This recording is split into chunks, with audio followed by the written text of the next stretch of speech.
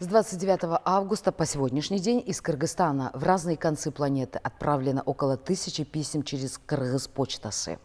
Туристы делились со своими родными и друзьями впечатлениями от всемирных игр кочевников, рассказывали о достопримечательностях Кыргызстана.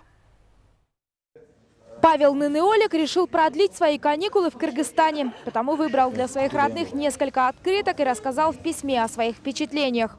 Я хотел отправить именно так, потому что я могу написать то, что я хочу, и это будет как воспоминание. То есть то, что электронно, это все могут, а именно когда ты отправляешь по почте, это более интересно, и это остается в памяти навсегда, да.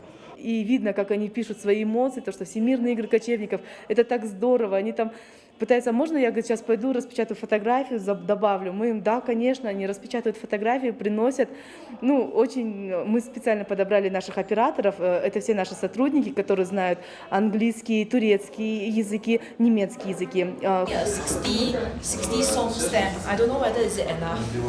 It's enough. Им не лень даже позвонить другу и спросить почтовый индекс, чтобы отправить открытку с красотами Кыргызстана, либо буклет с 9 открытками, оформленными по мотивам произведений Чингиза Айтматова. Кстати, цена смешная – 17 сомов. Можно выбрать открытку с краснокнижными животными.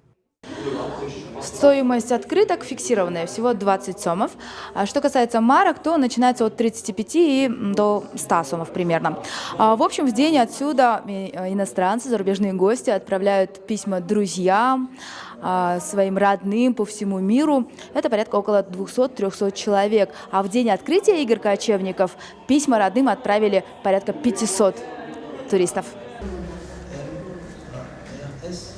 Эти письма отправят в Швейцарию поклоннику пешего туризма и во Францию открытку с горными пейзажами. Ширина Санакунова, Руслан Сабатаров, Общественный первый канал, Иссыкульская область.